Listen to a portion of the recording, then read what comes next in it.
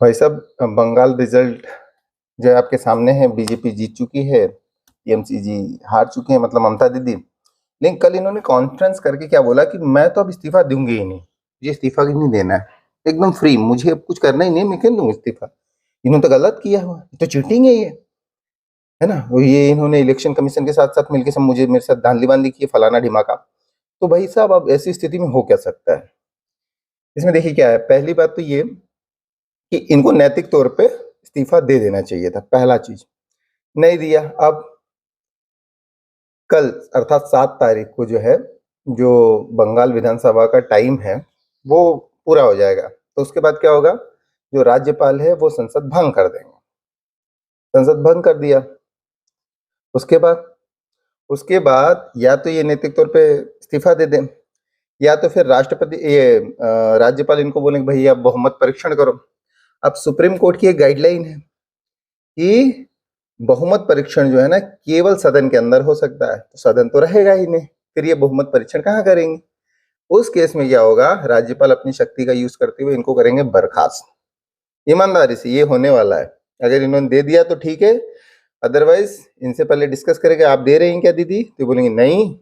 अगर ये अपने स्टेटमेंट पे कायम रहते तो फिर इनको करेगा बर्खास्त। और बर्खास्त करने के बाद फिर वहां नई सरकार के लिए जो बहुमत वाला दल है उसको बुलाया जाएगा। तो उसकी पूरी टाइमलाइन ऐसी रहेगी। अब देखो ये क्या है, दीदी कितना खींच पाती हैं इस चीजों को, सारी कहानी जो है ना वहां डिपेंड करती है।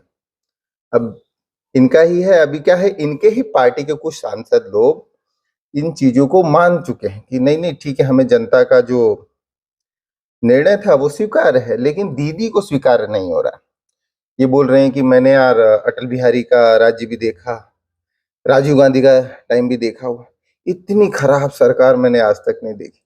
दीदी देखोगी भी नहीं आप समझी, देखोगी भी नहीं। ये जो है ना, ये पूरा सिस्टम की बजाते हैं ये लोग।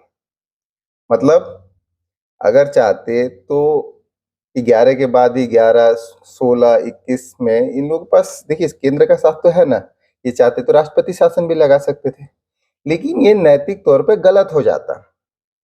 जैसे 16 और 21 में हारने के बाद जैसे बीजेपी के लोगों को वहां मॉब लिंच किया गया, जलाया गया, कई वीडियोस है, मैं खुद नहीं बता रहा हूँ, है ना।